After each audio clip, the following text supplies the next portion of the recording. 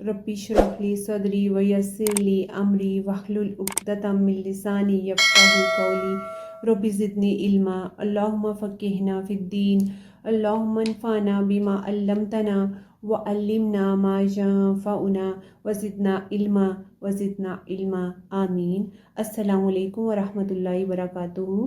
कैसे हैं आप सब लोग? अल्लाह ताला आपकी हिफाजत फरमाए। लेसन नंबर 11 आयत नंबर 30 टू 39।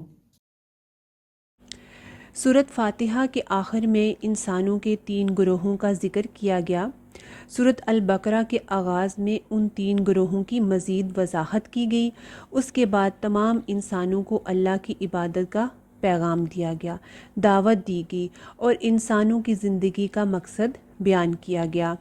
तौहीद और रिसालत की गवाही कुरान के ज़रिए दिलाई गई। और अब उस ज़मीन पर इंसानों की तारीख़ कब से शुरू हुई और कैसे शुरू हुई उसका ज़िक्र मिलता है। हज़रत आदम अलैहिस्सलाम का वाक़या।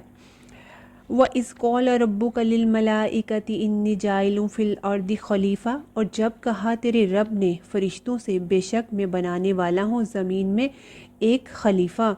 उन क़ालू अतजअलु फ़ीहा मैं युफ़सिदु फ़ीहा, उन्होंने कहा क्या तू बनाएगा इसमें जो फ़साद करेगा इसमें, व यस्फ़िकुद्दिमा, और जो बहाएगा खून, व नहनु नुसब्बिहु बिहम्दिका, और हम तेरी तस्बीह करते हैं साथ तेरी हम्द के, व नुक़द्दिसु लक, और हम तेरी पाकी बयान करते हैं। क़ाल इन्नी अअलमु मा ला तअलमून, कहा बेशक जो मैं जानता हूँ वो तुम नहीं जानते। तो अल्लाह ताला ने हज़रत आदम अलैहिस्सलाम के बारे में फ़रिश्तों को बताया कि मैं ज़मीन में एक जानशीन पैदा करने वाला हूँ। जानशीन किन मानों में? जैसा कि इंसानों से पहले जो मखलूक थी ज़मीन पर, यहाँ पर उन्होंने ज़मीन पर तरह तरह का फ़साद किया, तो अब एक और मखलूक को ज़मीन पर अल्लाह ने कहा कि मैं अब बसाने वाला हूँ, उनके बाद लाने वाला हूँ और उनके ज़रिए मैं अपनी ज़मीन को आबाद करूँगा। खलीफ़ा से मुराद ख़ास टर्म खलीफ़ा की नहीं है। हज़रत आदम अलैहिस्सलाम ज़मीन पर कोई हुक्मरानी करने नहीं आए थे, बल्कि ज़मीन की आबादकारी की तरफ इशारा है, और खलीफ़ा में उसके बाख्तियार होने की तरफ भी इशारा है, क्योंकि खलीफ़ा के पास इख्तियार भी होता है। यानी ज़मीन पर ऐसी मखलूक पैदा करने वाला हूँ जो बाइख्तियार होगी, और उनके मरने के बाद उनकी औलाद आएगी, और फिर उनके बाद उनकी औलाद। तो बेसिकली खलीफा के 2 माना हैं। ख़ुद आदम जो जिन्नों के बाद एक नई मखलूक यानी इंसान की ज़मीन पर इबादतकारी का आगाज़ करने वाले थे, और दूसरा माना जनरेशन्स है। ज़मीन पर इंसानों से पहले मखलूक थी या नहीं, इसके बारे में कुरान आयत 27 अल हिज्र, और जिन्नों को हमने इससे पहले यानी इंसानों से पहले बनाया आग की लपट से। तो फरिश्तों ने क्या कहा, क्या आप ज़मीन में ऐसी मखलूक बनाओगे जो फ़साद करेगी और खून बहाएगी, यानी फ़साद की इंतहा करेगी?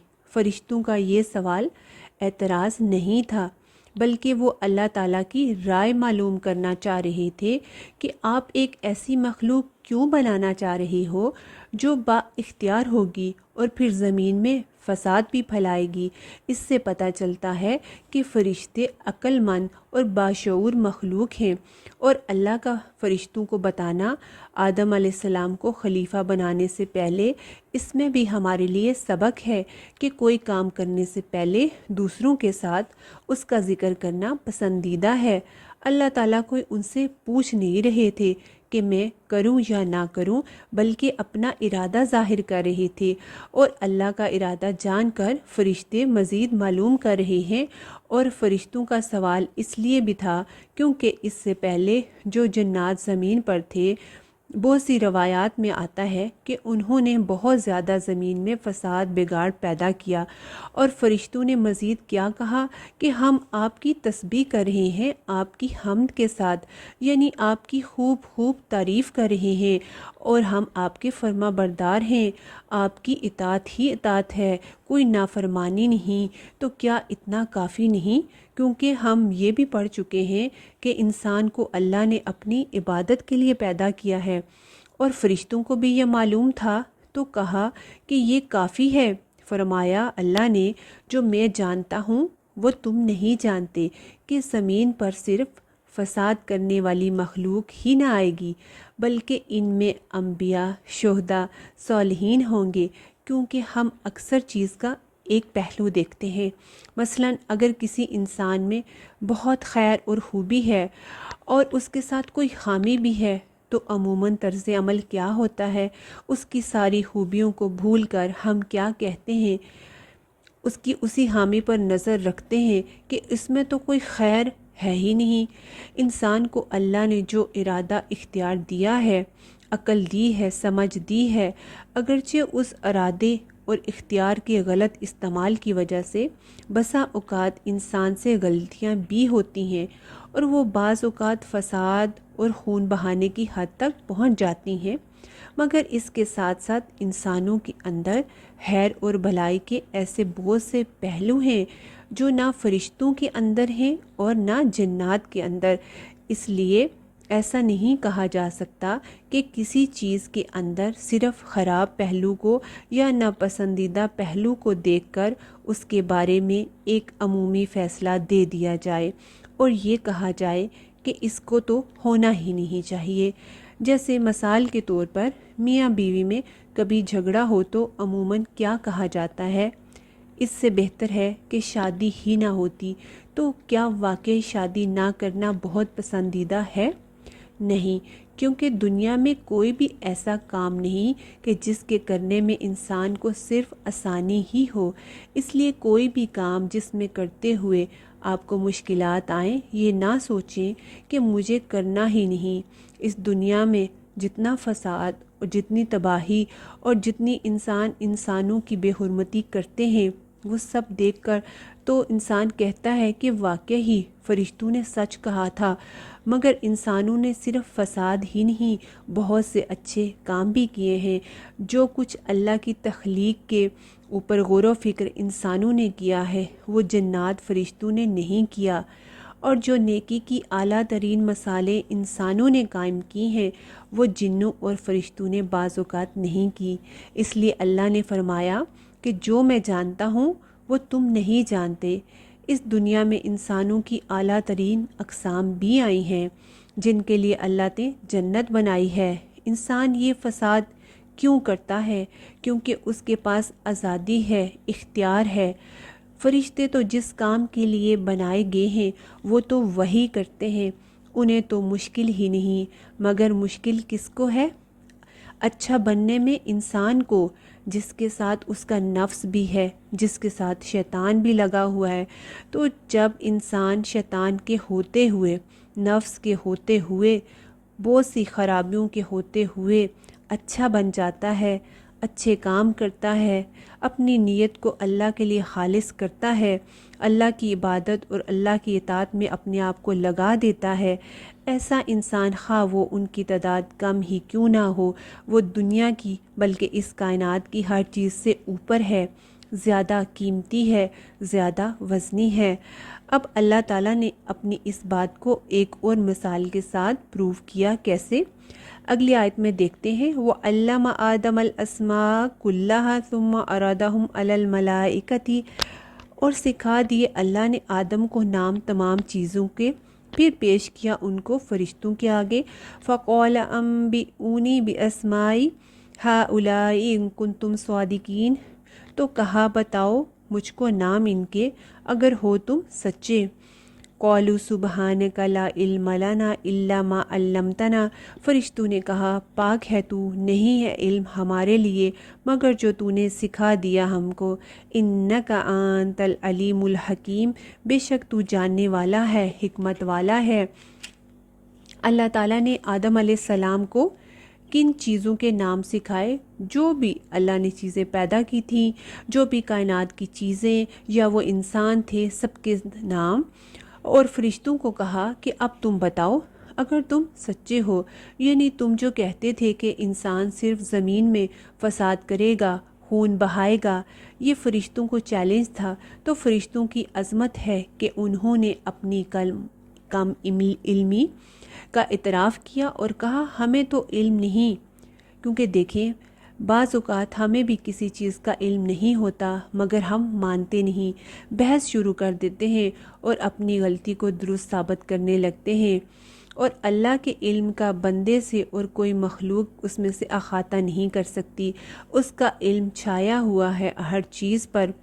قال یا آدم انبئہم باسمائہم، فرمایا اے آدم اب تم انہیں نام بتاؤ۔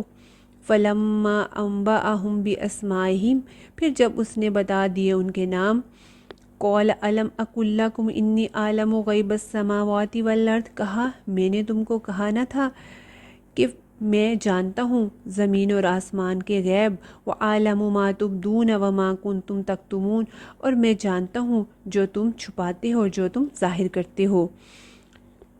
فرشتوں نے کیا کہا تھا؟ اپنی رائے کا اظہار کیا تھا، اور دل میں کیا تھا ان کے کہ ہم ہی عبادت کے لیے کافی ہیں۔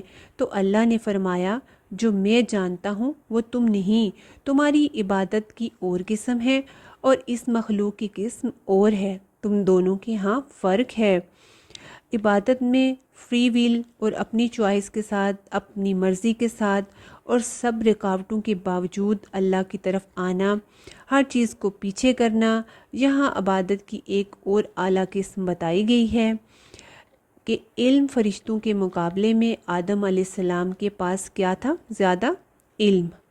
آدم کی فوقیت فرشتوں پر علم کی وجہ سے ہوئی، لہٰذا پھر جب اللہ نے فرشتوں سے کہا کیا وَإِذْ قُلْنَا لِلْمَلَائِكَةِ اسْجُدُوا لِآدَمَ فَسَجَدُوا إِلَّا إِبْلِيسَ، اور جب کہا ہم نے فرشتوں سے آدم علیہ السلام کو سجدہ کرو، کیونکہ آدم علیہ السلام کے پاس علم زیادہ تھا فرشتوں کے مقابلے میں، تو انہیں بتایا جا رہا ہے کہ اب تم نے آدم کی خدمت کرنی ہے، اولاد آدم کے لیے کام کرنا ہے، تم ان کے لیے مسخر ہو۔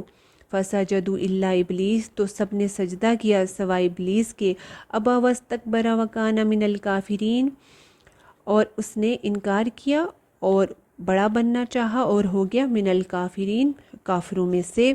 یعنی اس میں ہم دیکھتے ہیں کہ فرشتے جو ہیں اللہ کا ہر حکم مانتے ہیں، وہ خواہ انسان کے آگے جھکنا بھی ہو، اللہ کا ہر حکم مان لینا چاہیے، ہاں وہ عقل میں آئے نہ آئے، یہی عبادت ہے۔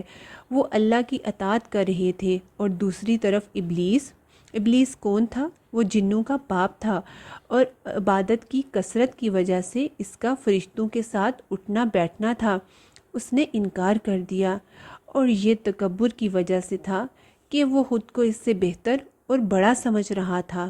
قرآن کی مختلف آیتوں میں اس کا ذکر آئے گا، یعنی عبادت اس وقت تک فائدہ مند نہیں ہوتی جب تک انسان کا دل نہ جھکے، ظاہر کی عبادت نہیں، دل کا جھکنا بھی ضروری ہے۔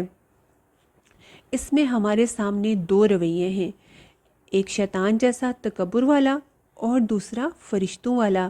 اب چوائس ہماری ہے کہ ہم کس طرف جاتے ہیں، تکبر کا رویہ یا اللہ کے حکم کے آگے جھک جانا، ہاں کمتر کے آگے ہی کیوں نہ جھکنا پڑے۔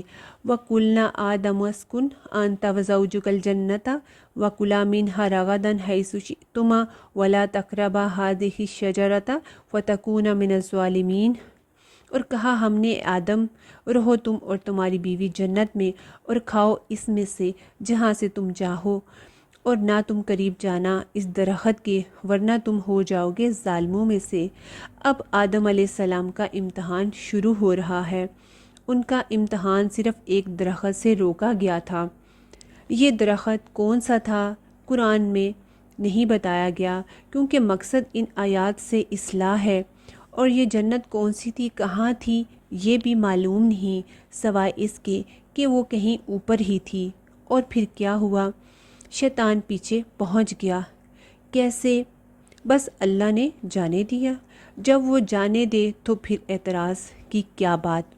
فَأَزَلَّهُمَا الشَّيْطَانُ عَنْهَا فَأَخْرَجَهُمَا مِمَّا كَانَا فِيهِ، تو پھر شیطان نے ان کو پھسلا دیا، مگر یہ نہیں پتہ چلتا کہ وہ کس شکل میں ان کے سامنے ظاہر ہوا۔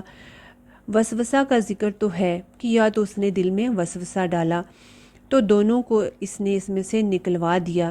اس کی پوری ڈیٹیل سورۃ اعراف میں آئے گی کہ کیا اس نے کہا، یہاں جتنا اللہ تعالیٰ نے بیان فرمایا اس پر ہی غور کرنا کافی ہے۔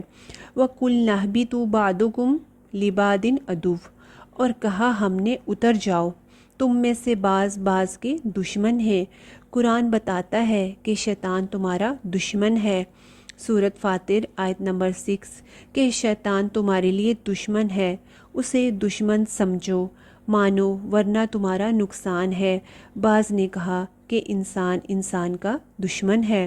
وَلَكُمْ فِي الْأَرْضِ مُسْتَقَرٌّ وَمَتَاعٌ إِلَىٰ حِینٍ، اور تمہارے لیے زمین میں ٹھکانہ ہے اور فائدہ اٹھانا ہے ایک مدت مقرر تک، یعنی ہمیشہ کے لیے زمین کے لیے نہیں ہو، ایک مخصوص وقت تک تمہیں زمین میں بھیجا جا رہا ہے۔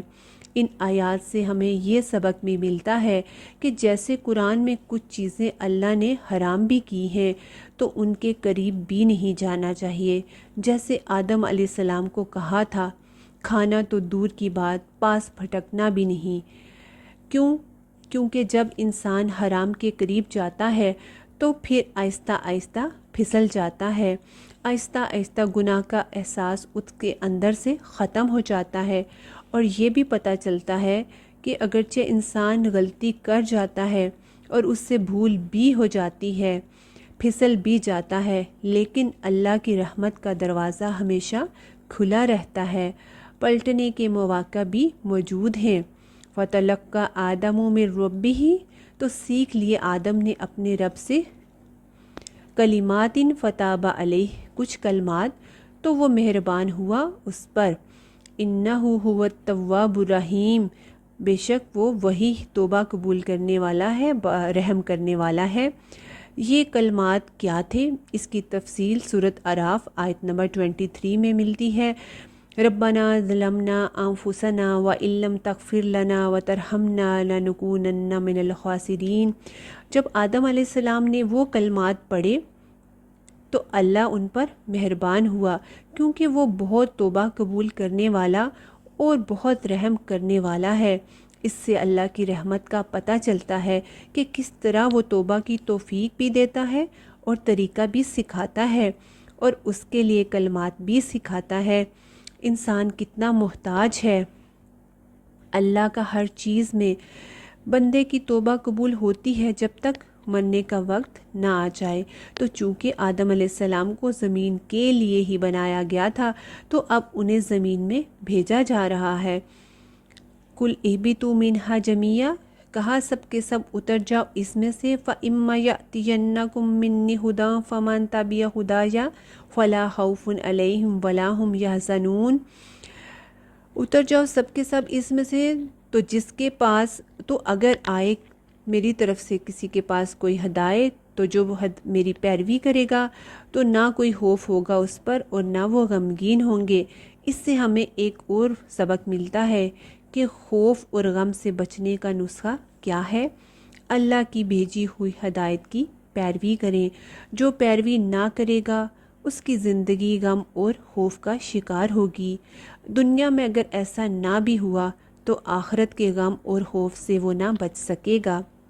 والذین کفروا وکذبوا بآیاتنا اولئک اصحاب النار ھم فیہا خالدون، اور وہ لوگ جنہوں نے کفر کیا اور جھٹلایا ہماری آیات کو، یہی لوگ ساتھی ہیں آگ کے، وہ اس میں ہمیشہ رہنے والے ہیں۔